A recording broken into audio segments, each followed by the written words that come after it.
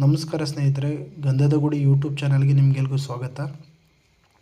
ಈ ವಿಡಿಯೋದಲ್ಲಿ ನಾವು railway group D exam 27 November 3ನೇ ಶಿಫ್ಟ್ ಬಗ್ಗೆ ಅನಾಲಿಸಿಸ್ ಮಾಡ್ತಾ ಹೋಗೋಣ. 3ನೇ ಶಿಫ್ಟ್ನಲ್ಲಿ ಗಣಿತ ಹೇಗಿತ್ತಪ್ಪ ಅಂದರೆ ಈಸಿ ಟು ಮಾಡ್ರೇಟ್ ಅಂತ ಹೇಳ್ಬೋದು.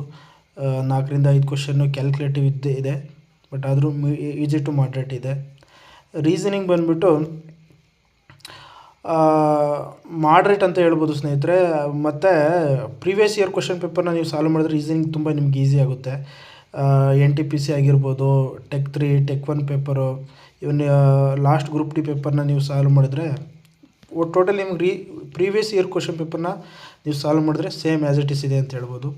ನೆಕ್ಸ್ಟ್ ವಿಜ್ಞಾನ ಬಂದರೆ ಸ್ನೇಹಿತರೆ, ವಿಜ್ಞಾನ ಸ್ವಲ್ಪ ಟಫ್ ಇದೆ ಅಂತ ಹೇಳ್ಬೋದು.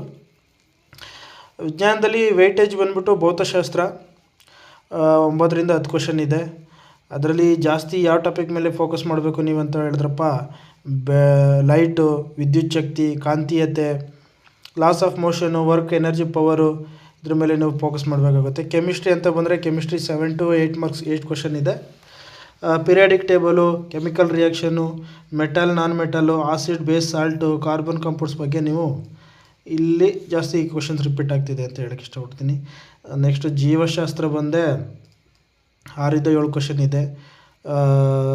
Animal kingdom, plant kingdom, flowering plant parts, cell tissue, human reproduction system, ಇದ್ರ ಬಗ್ಗೆ ಇದೆ. ನೆಕ್ಸ್ಟ್ ಟಾಪಿಕ್ಕು ಜನರಲ್ ಅವೇರ್ಸ್ ಮತ್ತು ಕರೆಂಟ್ ಅಫೇರ್ಸ್ ಸ್ನೇಹಿತರೆ.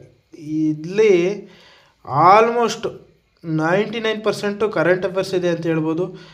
ಸ್ವಲ್ಪ ಡೆಪ್ತ್ ಇದೆ ಕರೆಂಟ್ ಅಫೇರ್ಸ್ ಮೇಲೆ ಫೋಕಸ್ ಮಾಡಿ ಅಂತ ಹೇಳ್ತಾ ಈ ವಿಡಿಯೋನ ಮುಗಿಸ್ತೀನಿ. Thank you, good bye.